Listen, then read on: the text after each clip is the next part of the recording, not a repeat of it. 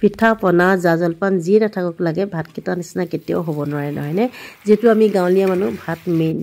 গতিকে এয়া গাহৰি মাংস লৈছোঁ এইফালে মাছ আমাৰ এখেতে আকৌ গাহৰি মাংস নাখায় গতিকে আমাৰ কাৰণে গাহৰি মাংস অকণমান লৈছোঁ লগতে এইখিনি গোটেইখিনি যা যোগাৰ কৰি লৈছোঁ আৰু এটা ইউনিক ৰেচিপি আপোনালোকে চাব ভিডিঅ'টো শেষলৈকে প্ৰথমতে মই আলুগুটিখিনি ফ্ৰাই কৰি লৈছোঁ দেই অকণমান মানে নিমখ হালধি সানি পেলাই বিভিন্ন ধৰণে মই গাহৰি মাংস বনাওঁ আৰু মই যেতিয়া গাহৰি মাংস বনাওঁ মোৰ হাতৰ গাহৰি মাংস যিয়ে খাইছে মানে নোপোৱাকৈ থাকিব নোৱাৰে খুব ধুনীয়া হয় বুলি কয় আৰু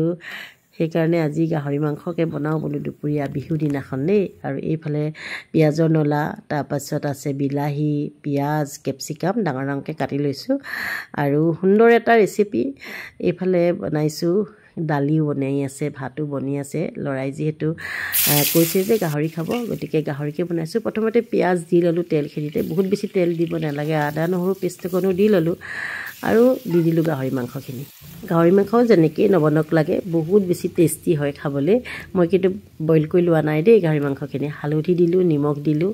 আৰু যিখিনি দিব লাগে বহুত বেছি মছলা দিব নালাগে অৱশ্যে গাহৰি মাংসত বেছি মছলা দিলে খাই ভাল নালাগে আৰু ঢাকি দিলোঁ তাৰ পাছতে এয়া মই দিবলৈ ল'লোঁ ৰঙা জলকীয়া গুড়ি ৰ'ব ৰঙা জলকীয়া গুড়ি দিলোঁ তাৰপিছত অকণমান মিট মছলা দিবই লাগিব মিট মছলাখিনি নিদিলে নহ'বই বাৰু এয়া মিট মছলা দিলোঁ আৰু সুন্দৰকৈ ভাজি আছোঁ আৰু কামখিনি কৰি থাকোঁতে এটা কথা মনলৈ আহি আছে দেই সকলোকে সন্তুষ্ট কৰিব পাৰিলেও কিন্তু মানুহক কেতিয়াও আপুনি সন্তুষ্ট কৰিব নোৱাৰে সেয়া লাগিলে নিজৰ সন্তানেই হওক নিজৰ মানুহজনেই হওক বা বন্ধু বান্ধৱ যিয়ে নহওক লাগে মানুহক সন্তুষ্ট কৰা বহুত দিগদাৰ ফ্ৰাই কৰি ৰখা এয়া আলুখিনিও দি দিলোঁ আৰু এনেকৈ কম জুইত ভাজি থাকিম আৰু বহুত বিশেষ কৰিব নালাগে দেই গাহৰি মাংস যেনেকৈয়ে বনায় তেনেকৈ টেষ্টি হয় কিন্তু মই যেতিয়া গাহৰি মাংস বনাওঁ কৈছোঁৱে নহয় বহুত বেছি টেষ্টি হয় আৰু এয়া গোটেইখিনি দি দিলোঁ কেপচিকাম বিলাহী ডাঙৰ ডাঙৰকৈ কটা পিঁয়াজ আৰু পিঁয়াজৰ নলা গোটেইখিনি দি পেলাই সুন্দৰকৈ লৰাই দিম আৰু এইখিনি বেছি সিজিলে ভাল নালাগে ইতিমধ্যে মোৰ 70% মাংস সিজি গৈছে দেই তাৰ পাছতহে মই এইখিনি দিছোঁ তাৰপিছত ঢাক মাৰি কম জুইত ভাজি থাকিম আৰু অলপমান কেঁচা কেঁচা হৈ থাকিলে ভাল লাগে কেপচিকাম বা বিলাহী এইখিনি অকণমান কেঁচা কেঁচা ভাৱটো থাকিলে ভাল লাগে আৰু মই তেনেকৈয়ে বনাওঁ যিহেতু আৰু আপোনালোকে কেনেকৈ বনাই জনাবচোন এনেকৈ বনাই খাই পাইছেনে বাৰু কেতিয়াবা যদি এনেকৈ বনোৱা নাই কেতিয়াবা বনাব সঁচাকৈ বহুত বেছি টেষ্টি লাগে মই বিভিন্ন ষ্টাইলত গাহৰি মাংস বনাওঁ এইটো মোৰ চবতকৈ বেষ্ট লাগে দেই এনেকৈ বনোৱাটো শুকানকৈ বনাম যিহেতু মই গ্ৰেভি নকৰোঁ কেতিয়াবা গ্ৰেভিকৈও বনাওঁ আৰু সেইখিনিয়ে কথা আৰু মানে কামখিনি কৰি থাকোঁতে আই দুটালৈ মনত পৰিছে বিহু সময়ত আই দুটালৈ বহুত বেছি মনত পৰে আচলতে মানুহ সন্তুষ্ট কৰাটো বহুত দিগদাৰ মাক দেউতাকৰ কথাটো অলপ বেলেগ সকলোতে যেন স্বাৰ্থ জড়িত হৈ থাকে কেতিয়াবা সন্তানেও এটা মানে স্বাৰ্থতহে যেন আপোনাক ভাল পায় এনেকুৱা নিচিনা লাগে আৰু মোৰ দেই মই যিটো দেখিছোঁ আৰু যে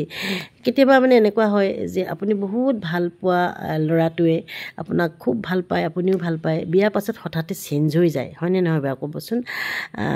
মাকে বনোৱাখিনি বেয়া পায় এই যে মই খানাখিনি বনাইছোঁ মোৰ ল'ৰাই এতিয়া খুব বেছি ভাল পাব খাই পেলাই এয়া কেঁচা জলকীয়া দি দিলোঁ 4টা দেই খুব বেছি লাগিব কিন্তু বিয়াৰ পাছত যেন মাকৰ হাতৰ সোৱাদবিলাক যেন ভাল নোপোৱা হৈ যায় মই দেখিছোঁ দেই মই অভিজ্ঞতাৰ ফালৰ পৰাই কৈছোঁ যিটো দেখা শুনা ফালৰ পৰাই কৈছোঁ মাকে বনোৱা প্ৰতিটো বস্তুৱে যেন ভাল নলগা হৈ যায় মাকৰ কথাবিলাক ভাল নলগা হৈ যায় আৰু আগতে যিটো ল'ৰাই মাক নহ'লে থাকিব নোৱাৰে সেই ল'ৰাটোৱে মাকৰ উপস্থিতিটো বেয়া পায় তেনেকুৱা দেখিছোঁ আৰু দেই যি কি নহওক এয়া খানা লৈ আহিলোঁ ডাইনিং টেবুললৈ দেখিছেনে বেছি বনোৱা নাই আমাৰ দুজনৰ কাৰণে ল'ৰা আৰু মোৰ কাৰণেহে বনাইছোঁ আৰু এখেতৰ কাৰণেতো বেলেগ বনাইছোঁ আপোনালোকক দেখাইছোঁ ৰ'ব এখেতৰ কাৰণে যিহেতু এয়া নিৰামিষ চব্জি ফুলকবি আলু এনেকৈ এইফালে দাইল এখন বনাইছোঁ আৰুতো মাছ আছে এখেতে এয়া মাছ খাব কেতিয়াবা কিছুমান কথা দেখিলে শুনিলে মনত বহুত বেছি বেয়া লাগে যিখিনি হওক আজি ভিডিঅ'টো ইমানটা সামৰণি মাৰিছোঁ নতুন এটা ভিডিঅ'ত পুনৰ লগ পাইছোঁ বাই বাই ধন্যবাদ